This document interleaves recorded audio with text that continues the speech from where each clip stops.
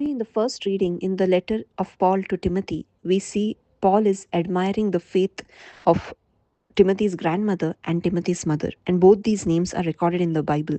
His grandmother's name was Lois, and his mother's name was Eunice. And Paul is so mindful of the faith that both these women had, and they have transferred that faith to their son, that is Timothy. And we see how important it is for us as parents, grandparents, to transfer the true faith to our children. And what is the true faith? The true faith is to know the love of Jesus. Jesus proved his love by dying on the cross. And when we understand this great love of the Lord Jesus that he has shown on the cross, and when we repent of our sins, we receive the Holy Spirit. That's why Paul is saying to Timothy, God has not given us a spirit of fear, but of power, of love, and discipline. And this is the work of the Holy Spirit. My dear friends, today we need to live a life led by the Holy Spirit. When the Holy Spirit comes in our life, we will have love.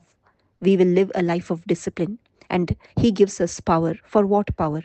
Power to overcome sin, power to overcome the fear of death, power to overcome the desires of this world, the lust of the eyes, the pride of riches. And he gives us the power to deny ourselves.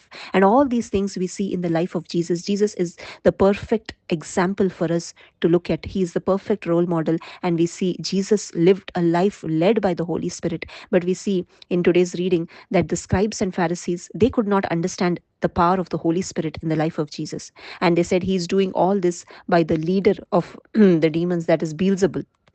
Their hearts were hardened towards the work of the Holy Spirit. And today, my dear friends, we need to analyze ourselves also. Have we truly understood the works of the Holy Spirit, or are we resisting the Holy Spirit by being hard hearted because of our pride, because of our selfish desires? Are we resisting the voice of the Spirit?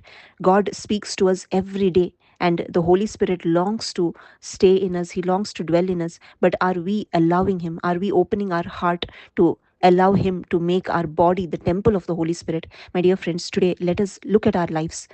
Are we truly living a life of repentance? Do we repent, and do we hear the gospel? Do we really know what Jesus has done on the cross? If we have not, there is still time. Let us repent of our sins. Let us understand the great love that God has for us. It is shown through the death of Jesus on the cross. And when we understand this gospel, we receive the Holy Spirit. And the Holy Spirit will help us to live a life so that we may overcome everything, the pleasures of this world, the sin, the temptations of this world. And this kind of a life we can live only when we receive the Holy Spirit in our life. Thank you. God bless you.